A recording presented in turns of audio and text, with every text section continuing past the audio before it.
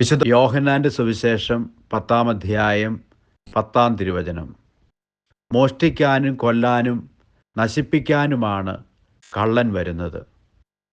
ഞാൻ വന്നിരിക്കുന്നത് അവർക്ക് ജീവനുണ്ടാകാനും അത് സമൃദ്ധമായി ഉണ്ടാകാനുമാണ്.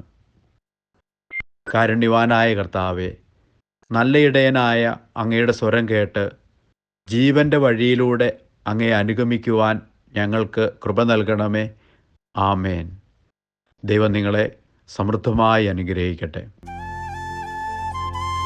നമ്മുടെ കർത്താവ് ഈശോ മിശിഹായുടെ കൃപയും പിതാവായ ദൈവത്തിൻ്റെ സ്നേഹവും പരിശുദ്ധാത്മാവിൻ്റെ സഹവാസവും നാം എല്ലാവരോടും കൂടി ഉണ്ടായിരിക്കട്ടെ, ഇപ്പോഴും എപ്പോഴും എന്നേക്കും.